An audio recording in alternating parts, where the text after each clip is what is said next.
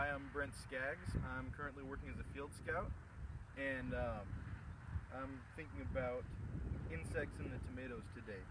So one of the first things that I do when I come into a field is look on the very edge of the field to see if anything has been coming in from the field across. At this stage in the game, when the tomatoes are this small, you're mostly looking for aphid because they will suck the moisture out and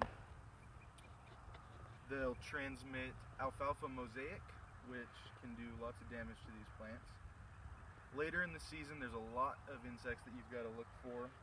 You continue looking for aphid, but you look for leaf hoppers that transmit curly top and several different worms, armyworms, pinworms, that will get into the fruit and damage it so that it can't be sold.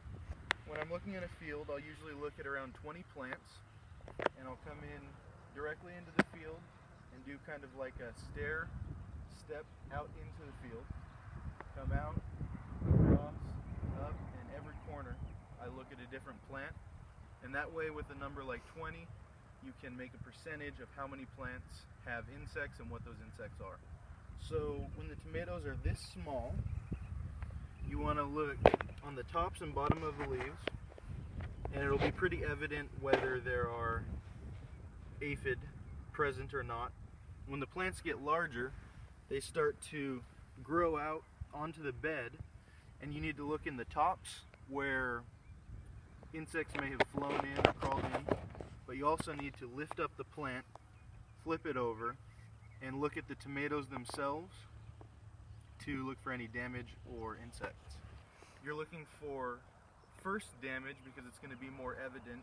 For instance, when there's a tomato, you'll see a black hole that a worm may have gone into, or you'll see chewed up leaves from different insects. And then once you see that, you need to look a lot closer to find the actual insect itself because they're not as easy to spot.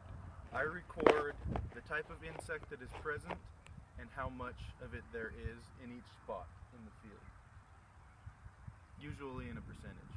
So if I were to go to 20 plants and 2 of those plants had aphid, that would be 10% aphid in the field. On the report sheet that I fill out every day, I have the grower, the name of the field, the area in the field where the sample was taken, and notes on that sample.